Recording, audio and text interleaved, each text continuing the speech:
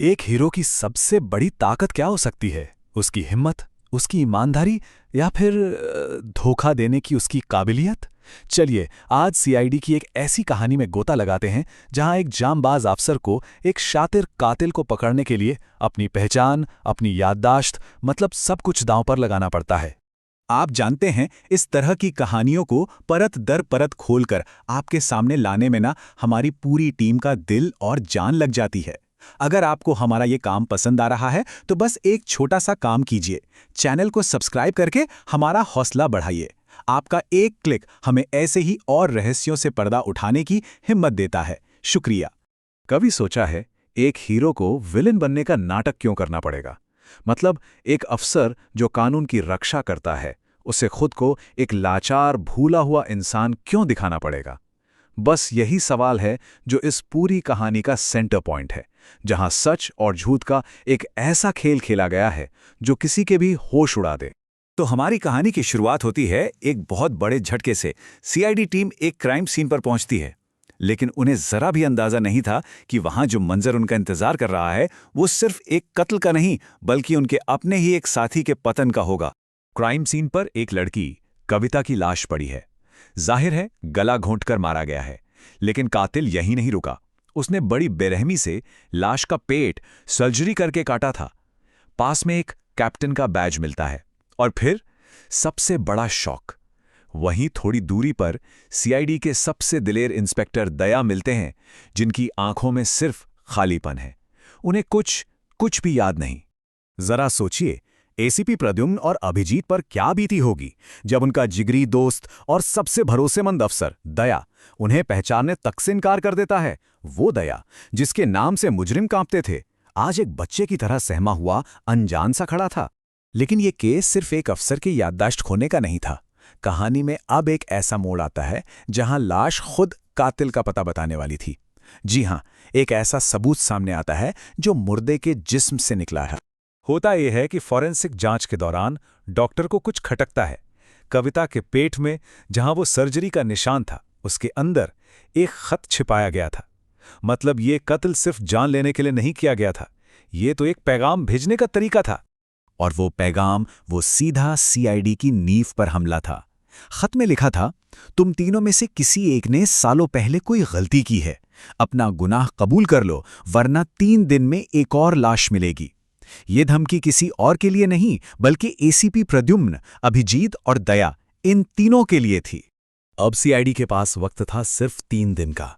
एक अनजान गुनाह, एक खोई हुई याददाश्त और एक और मौत की सीधी धमकी।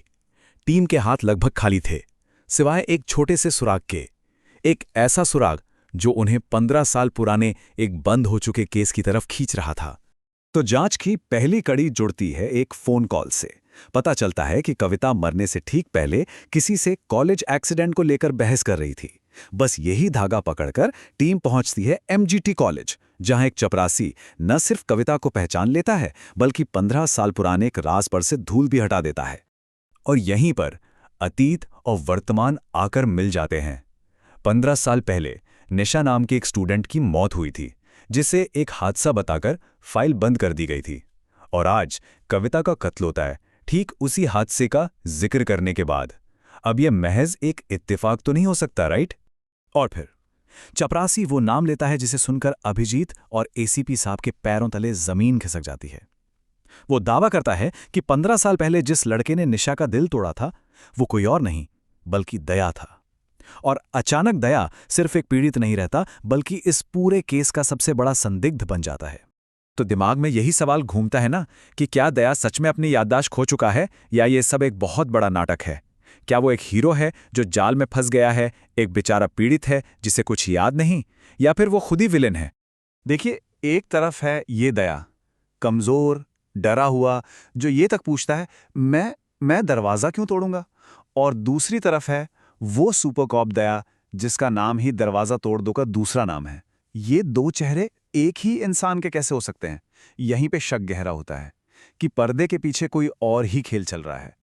और फिर जब कातिल को लगता है कि वो जीत गया, दया अपना सबसे बड़ा पत्ता खोलते हैं।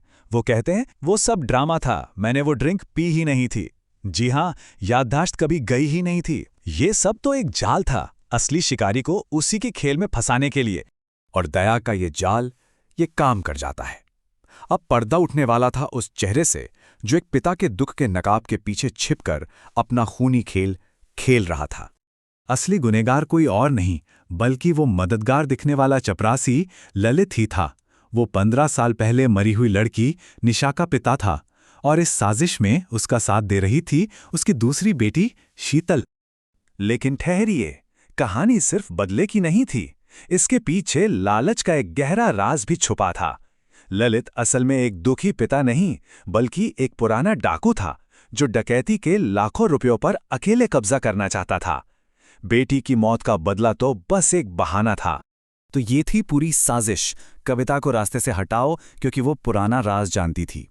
लाश में खत और पुराने कॉलेज बैच से दया को फंसाओ और फिर अपनी ही बेटी शीतल को चारे की तरह इस्तेमाल करके दया को मौत के जाल में खींच लो। सच में एक शैतानी दिमाग की उपज।